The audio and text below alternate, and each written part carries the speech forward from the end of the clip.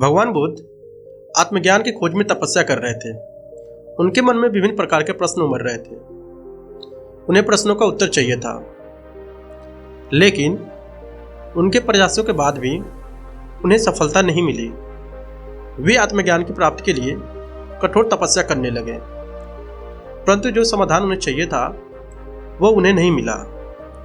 एक दिन उनके मन में कुछ निराशा का संचार हुआ और बुद्ध भगवान सोचने लगे, धन, माया, मोह और संसार समस्त चीजें मैंने त्याग कर दिया, फिर भी आत्मज्ञान की प्राप्ति नहीं हुई। क्या मैं कभी भी आत्मज्ञान नहीं प्राप्त कर सकूंगा? मुझे आगे क्या करना चाहिए? इसी प्रकार के अनेक प्रश्न बुद्ध के मन में उठ रहे थे। तपस्या में सफलता की कोई किरण दिखाई नहीं दे रही थी और इधर बुद्ध ने प्रयासों में कोई कमी नहीं छोड़ी थी। वे उदास मन से इन्हीं प्रश्नों का मंथन कर रहे थे।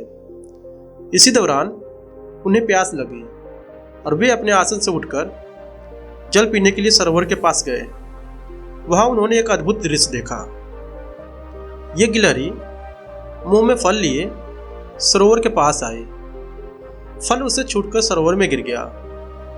गिलहरी ने देखा फल पानी की गहराई में जा रहा है। गिलहरी ने पानी में छलांग लगा दी। उसने अपना शरीर पानी में भिगोया और बाहर आ गई। बाहर आकर उसने अपने शरीर पर लगी पानी झाड़ दिया और पुनः सरोवर में कूद गई। उसने यह क्रम जारी रखा। बुद्ध उसे देख रहे थे, लेकिन गिलहरी इस बात से अनजान थी। वह लगातार अपने काम में जुटी रही। बुद्ध सोचने लगे, ये कैसी गिलहरी है? सरोवर का जल ये कभी भी नहीं सूखेगा, लेकिन इसमें इतनी हिम्मत है, ये पूरी शक्ति लगाकर सरोवर को खाली करने में जुटी है। अचानक बुद्ध के मन में एक विचार का उदय हुआ। ये तो गिलहरी है, फिर भी अपने लक्ष्य को प्राप्त करने में जुटी है। मैं तो मनुष्य हूँ। आत्मज्ञान प्राप्त नहीं हुआ तो मन में निराशा के भाव आने लगे। मैं पुनः तपस्या में जुट जाऊंगा।